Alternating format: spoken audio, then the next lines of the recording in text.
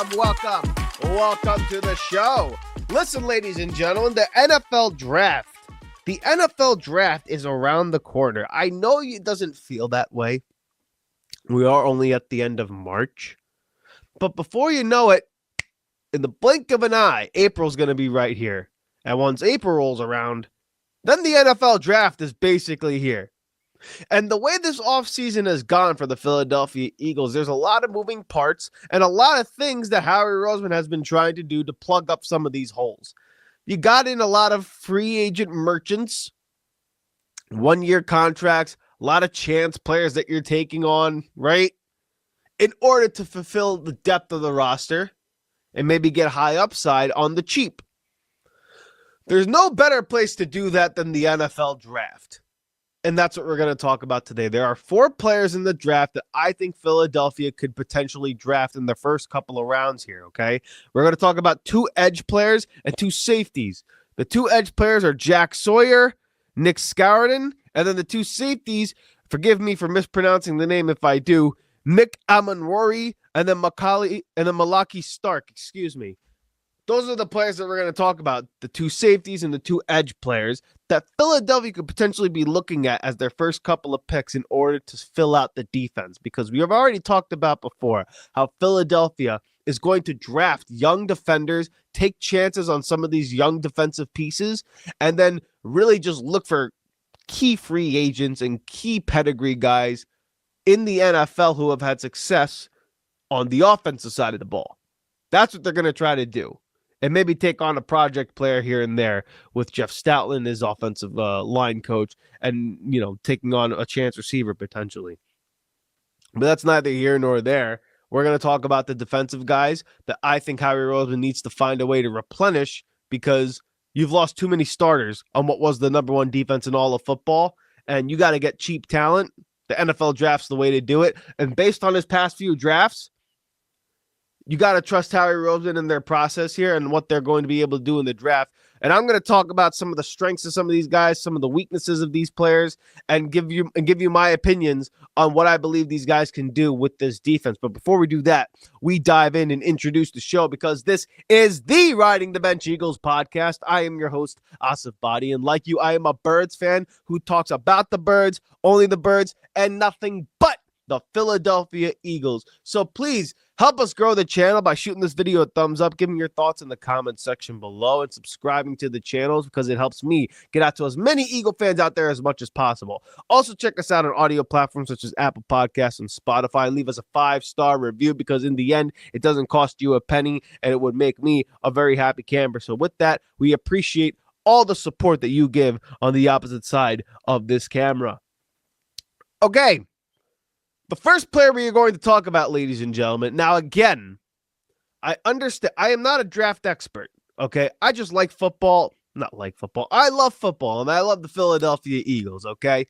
But these are players that I believe, just based on a lot of projected mock drafts, that could potentially be at pick 32 when Philadelphia decides to make their draft choice. Now, again, this is not accounting potential draft trades. This is not accounting things that maybe Dallas Goedert in Philadelphia may work out something where he ships them off somewhere and gets picks in return, right? So there's a lot of things that are kind of up in the air in regards to this process, but I'm going to assume, let's just say that Philadelphia is at pick 32. They're not necessarily trading back into the draft or trading up in the draft. They're staying pat at 32, kind of like they did last season, staying at pick 22, 23, getting Quinyon Mitchell at that point and letting the draft come to them.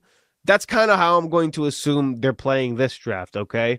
So, again, I think right now there's 2 players here who I believe are clearly the best options if they fall to us here, and that's Malaki Starks and Jack Sawyer. We're going to talk about first the edge rushers first and then the safeties in return. But again, hear me out here. We're going to talk about Jack Sawyer. Okay, the guy's from Ohio State, the senior defensive end. He's 6'4", 260 pounds. He just came off a senior season where he had 9 sacks, 3 fumbles, and 54 tackles. Okay, now looking at Jack Sawyer, you see the physical ability the guy's got, like his physique in terms of his NFL size. he looks like he's going to be able to hold up in the NFL. He's not a small dude. And the good thing about him is that he's a senior in college. So I know this is a very cliche sports saying, but he's already grown into his man body. And the good thing about Ohio State, it produces a lot of talented defensive ends, right? So Jack Sawyer is a player who, again, senior, came off a great season thus far, has measurables, is an athlete, ran a 4.640 at 260, right? So the guy's got a lot of burst and a lot of ability, okay? And when you look at this guy's tape, a lot of things pop out to you. The thing that popped out to me when I was watching Jack Sawyer play, at least in terms of YouTube highlights and looking up some of his clips and stuff, his ability to just be relentless and just have a high motor and just constantly pursue. That is something that is super valuable, not only for a defensive player, but for a guy particularly playing the edge. Being able to just be relentless and maniacal and absolutely just have a high motor to get after not only the quarterback, but to play the run is such an ultra important ability to do in the National Football League. It's what makes this Philadelphia defensive line super nasty. Like, you look at last season, Josh Sweat, Milton, Jordan Davis, Jomo, Jalen Carter, Nolan Smith, Jalex Hunt, all of those guys, one thing that was common with all of them was their relentlessness and their motor. Like, they got after it. Jack Sawyer is a player that gets after it. And not only does he get after it, he really plays the run really well. You look at some of his tape, man, he plays his gap solid. He could play inside. He plays the edge particularly, but he does not get fooled on misdirection plays. He's very disciplined in his gaps. And Vic Fangio is the defensive coordinator who wants players to be disciplined in their gaps, in their assignments. Jack Sawyer is not going to fall off the rails here. He's not going to steer off the tracks when it comes to playing in his lane and controlling his responsibility. He plays the run really well. He's really smart. He's relentless. And the thing about him, a pure power bull rusher. He will run through you. He'll run you over. That is what Jack Sawyer is going to do. And again, it makes sense because he is such a big physical athlete. Again, good burst off the line, 6'4", 260. He's going to run through you. And that's something that really is underrated for a rookie defensive end in the National Football League. Sometimes you got to attack some of these offensive tackles. Remember, as the play begins, most tackles, most guards, they have to take a step back in order to get into the lane that they want. As a defender, you have to have good get off and go right after and punch these guys in the mouth. And that's something Jack Sawyer can do. And again, really high motor and good bull rusher. The only thing about that is, and again, I know I talked about his get off saying how it's pretty good. There are times, however, especially on like pass rushing downs, where his get off can tend to be, like just a tick slow. It almost seems like when he's playing the run and he knows I got to just go downhill and take control of my gap, he gets off the ball with burst. When he has to play the passing lane and he almost has to make a move in front of an offensive tackle, he tends to have a little bit of a slower get off and doesn't get that same burst that you would expect him to have. And that's part of what makes him such a unique prospect and why some players, or some people I should say, believe he can go in the top 15 or he could drop down to the bottom 15, bottom 30, right? So he's an interesting player because his pass rushing ability, again, he's not the most fluid pass rusher. At least that's not what I saw on tape. And I think if you look at a lot of people's critiques of him, they're going to say the same thing. Doesn't have a spin move, doesn't really have a great rip move, really doesn't play, with his hands. Well, I shouldn't say that. He doesn't have really great hands at the point of attack in terms of getting after the quarterback. And, again, to me, he just doesn't seem like a 3-down player, which is, again, depending on what you want him to do, that could be a turnoff, so to speak, if he's not a 3-down player, which is ironic because Philadelphia, almost all of their guys outside of Jalen Carter are not 3-down players. Like, none of them are 3-down players. Nolan Smith, Jalex Hunt, Bryce Huff, Moro Ajomo, JD, like, they are not 3-down players. So the only 3-down player you got on your defensive line is Jalen Carter. And Jack Sawyer wouldn't necessarily be one of them, okay? So That's something that you have to consider here. But again, if you're just looking for a rotational piece that's quality, that'll give you good play, relentlessness, and play the run really well, Jack Sawyer's your guy. And I really do like his ability. And again, if he's going to get coached by veteran coaches like Vic Fangio, Clinton Hunt, right? Like Clinton Hurst, like it's going to be a really, really quality pick if he falls to you at 32. Okay. So that's my opinion on Jack Sawyer.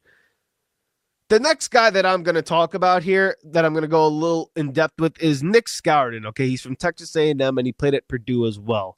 I look at this guy's tape. Again, he's playing edge. He's playing defensive end. And the thing that pops out to me with him is his athleticism.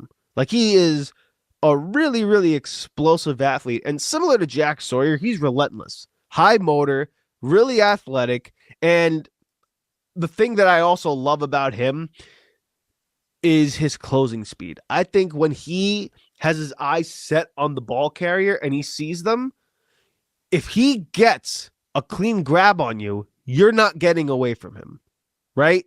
Like, he's got to get a good clean grasp on him, right? And he sees you. If he's got a step or two right from the ball carrier, he's making contact with you, which is something that's really underrated with a lot of these younger players, right? Like, in the NFL, you could be in perfect position, and then the next second you'll realize the guy's already behind you. In the National Football League, these guys are built different. Excuse me, I got to drink a little bit of little tea. Oh, geez, that's some good shit right there. Anyway, again, really explosive, really athletic, can close it on the ball. And his versatility is pretty much there too, where he can play with his hand in the dirt and he can play standing up. So if you have to put him on the edge, he can stand up and really get outside the tackle, get on the bend. Or if you have to put his hand in the dirt and have him go after a guard, he can do that too. Now, again, he's not necessarily the biggest guy like Jack Sawyer is, but he is an athlete. He can do those types of things, right? And again, if he's able to just attack you and go downhill and really just pin his back and just like go hunting, like Nic Scourton's a very, very unique prospect, very talented player. And honestly, when he's in the pass rush mode, that spin move, I'm telling you, look up Nic Scourton from Texas A&M and just look at the spin move that he has. I mean, it is freaking butter the way he could spin off some of these offensive tackles, man. Like, it's poetry in motion. Watching the guy spin move, being able to rip and just spin off that tackle to get into the lane. It's good stuff. The only problem with him, now I'm going to get to the weaknesses of this guy. As unique of an athlete as he is, as beautiful as the spin move is, and like I mentioned before, if he gets his hands on you, he's going to bring you down. The problem is he takes bad angles sometimes, and it's not very often that he gets his hands on you, right? So, like, sometimes he goes high, sometimes he just dives short, sometimes he doesn't necessarily get a good grip on you, and there are times where you can get away from a player like this, right? So, to me, those are the things that can get coached up, though. Like, you could learn how to take a good angle. You can get taught how to have good form tackle. You can get taught how to do things and play your lanes with a disciplined manner. Those are coachable things. The physical ability that this guy has, it's as good as anybody, right? He's got pure ability to go ahead and get after the quarterback and be a pass rusher and really go downhill. The other thing I don't know how he's going to translate in the NFL is his ability to play the run. There are times where he can get caught in a little bit of the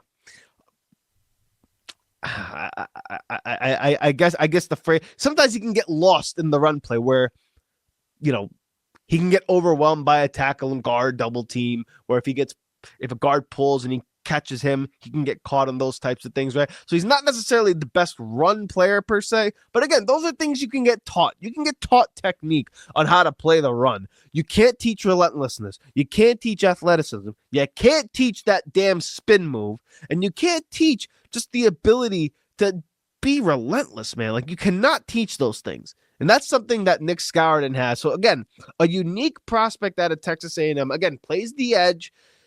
Will they take him in the first round? I don't know. But if he's there, I wouldn't be surprised if they took a chance on a player like this, okay? Because down the line, you could polish him up and make him a quality player, especially considering Bryce Huff's contract's going to be coming up due soon. He got one more year at $17 million, and after that, the contract's not guaranteed anymore. So if he has a bad season, all of a sudden, you got a player like Nic Scourton or maybe even a Jack Sawyer that can fill that gap, fill that role, and really, really give you quality play for years to come, okay? Now, that's assuming Philadelphia takes an edge. If Philadelphia decides to take a safety, there's two safeties that I like here. And again, I am not talking about third-round plays here. I'm not talking about fourth, fifth rounds. I'm talking about first-round pick, second-round pick type guys, okay? Because, that's for another episode down the line, what Philadelphia can do at those types of spots, right? The player that I think is probably the best of the four, again, Philadelphia did go to the combine and talk to a lot of safeties, right? They were looking at a lot of the safeties out there. The guy that catches my eye in terms of the most fluid safety at this spot in the draft is Malaki Starks from Georgia.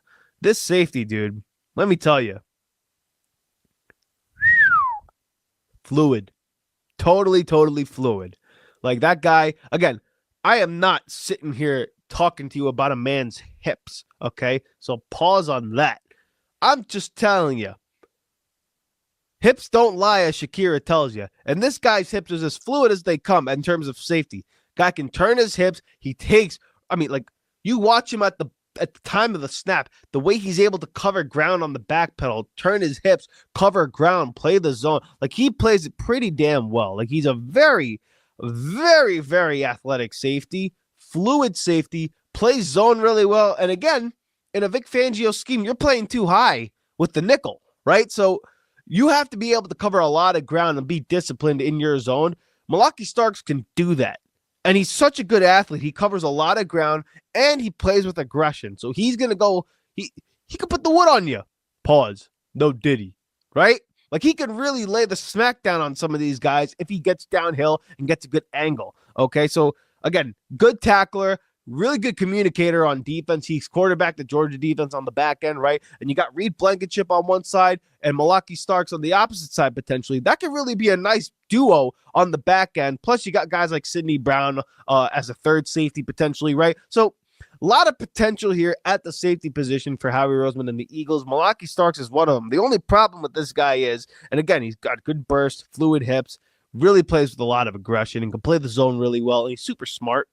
He's not necessarily the best man coverage guy. Now, Chauncey Gardner-Johnson, when he was with us, he was very versatile because he could come down and play the run. He could come down and take on tight ends one-on-one and slot receivers one-on-one at times. And then you had Cooper DeJean as well.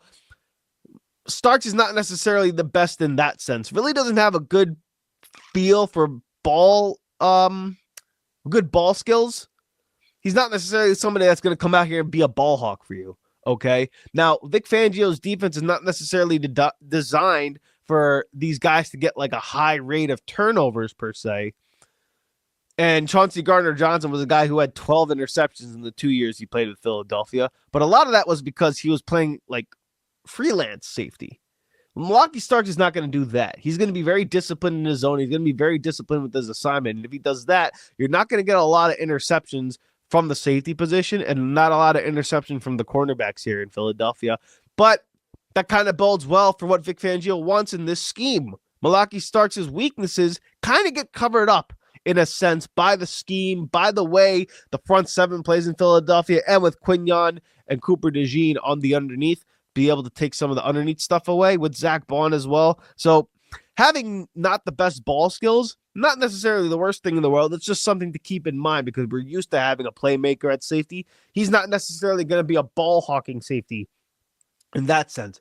A playmaker, just not a ball hawking safety. And then because of his fluidity, because of his athleticism, because of his ability to be so aggressive, there are times where he gets a little Sidney Brown syndrome where he can be a little over aggressive. And then he can kind of over pursue tackles and kind of take a little bit of a bad angle here and there because he's just coming downhill so fast. Again, that I would rather have that than somebody who's tentative and it doesn't know or have a feel for the game. Starks has a feel for the game. He's athletic, aggressive. You could reel that in and dial that back. And again, with Vic Fangio, Reed Blankenship, some of the veterans that are on the defensive side of the ball, I mean, it looks like this could fit like a glove. Again, a Georgia Bulldog. Howie Roseman loves Georgia Bulldogs, right? So Starks, I think if he's there, I would be really, really shocked if Philadelphia doesn't decide to take Malaki Starks here at pick 32. Okay? And then the last player we're going to talk about in this episode, again, a little bit more long-winded. I apologize for that. Again, got to get some high-quality H2O and a little bit of tea in your system when you're talking so much, right? I'll tell you guys, I know you think it's a pretty prish thing to go ahead and drink some tea, but lemon ginger tea, ladies and gentlemen, uf maron. That's as good of a tea as you're going to have out there. Okay. Last player that I'm going to talk about, ladies and gentlemen, is from South Carolina, Nick Emmanwori. Okay. Now, this is a guy who is a ultra athlete. I think you look at his tape and you just see, wow, this dude's built just like out of a lab. Guy's really, really athletic and really, really just like an NFL type of safety. All right. He's a good tackler, got great speed for his size, and he is explosive at point of attack. When the ball is snapped and he goes downhill, that boy can come down and just absolutely smack players in the mouth. That guy is a really, really explosive player. I think that's the thing that catches my eye when I see him. He could play, he could play in the box for run support. That's something that you see a lot of in his tape, where he can kind of come down and play in like a small linebacker type of role, right? Like if you're going to play in a position where, hey, you got, Sidney Brown or a safety on the back end, and then you bring in this guy to be able to play like a box safety and be able to cover tight ends for you and have him and Zach Bond play the inside with Cooper DeJean and Quignon. I mean, some interesting stuff can happen over here if he's your guy that ends up being drafted at one of these spots, whether it's the first or the second round here, okay? The only problem with him, despite his athleticism, despite his ability to be a great tackler and his explosive speed, not necessarily the guy that you would want covering slot receivers or playing against elite tight ends, right? Guys who can really run the tree. He's not necessarily shifty in that sense. He's a downhill explosive player. So if you take him, I think for the first couple of years, he probably will get some snaps on defense, but mainly be a guy that you see on special teams making an impact, right? But again, he's a guy that just needs a little work with his hips, being able to cover some tight ends, some route runners in the slot. You're not putting him one-on-one. You're not going to have him play that versatile type of role that Sidney Gardner-Johnson was playing, right? Because, again, that's the player you have to replace. You're replacing CJGJ, who, despite his high maintenance, despite his attitude, a playmaker and very versatile. You're not necessarily getting the most versatile player, per se, with this guy, but he's just an ultra athlete. And the other thing that I noticed that is a little bit of a turnoff for a Vic Fangio scheme is that he's not necessarily the best in zone. Sometimes he can get lost. Sometimes he gets a little flat-footed. Sometimes he doesn't take the best angles when in coverage. But again, those things can be coached, okay? Like, those are the types of things that I would rather see in a project player than saying, oh, this guy's got no motor. This guy's got no feel for the game. He has no idea where the ball is at all. If it's just understanding the assignment and just being able to, like, hey, take this gap here, take this step here. If you turn your hips when this guy goes on his in cut to do this, then you could really make up that ground. That sort of thing is coachable. Like anyone who tells you that the guy's got all the physical ability in the world, but just has no feel for the game, that's when you have a problem. This is not the same thing here. This is a guy who has the ability to play the game. He just needs a little polishing. He just needs a little bit of proper coaching. And if you can get him with a quality coaching staff who could teach him how to understand keys with the offensive side of the ball and being able to read it and just react and just trust his athleticism, this guy could really be an impact safety. He really, really can. I love this guy's talent. I love his ability. Again, he just needs a little polishing because, again, great athlete, really good tackler, ultra burst with his speed. He could play in the box, really good against the run. Again, though, just needs a little work on the back end, playing zone, being able to pass off coverages and understand when to and when not to take an angle on somebody. Again, not the worst quality to have in the world.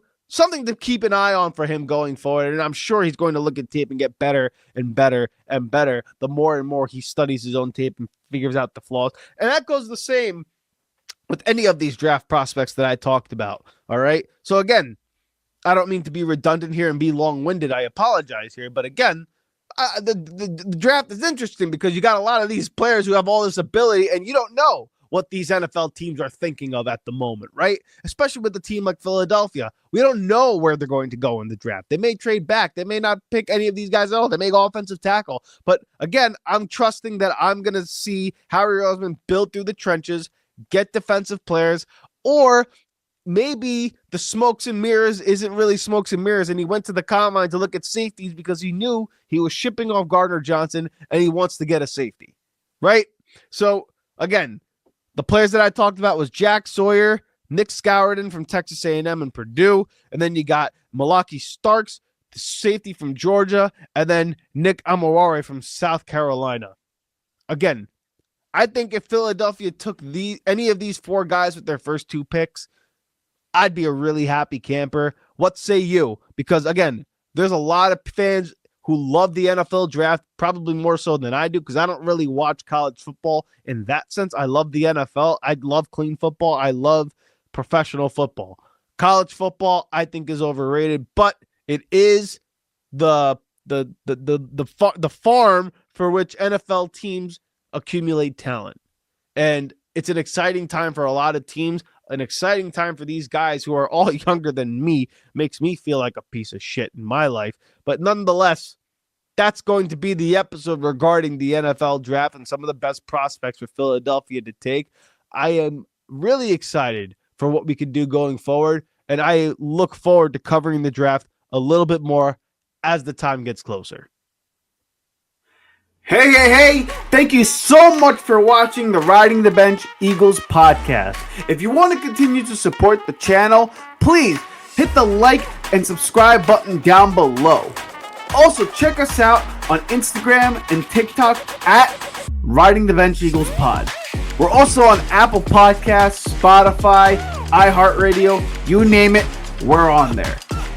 Thank you so much for listening, and please join us next time here at the Riding the Bench Eagles podcast.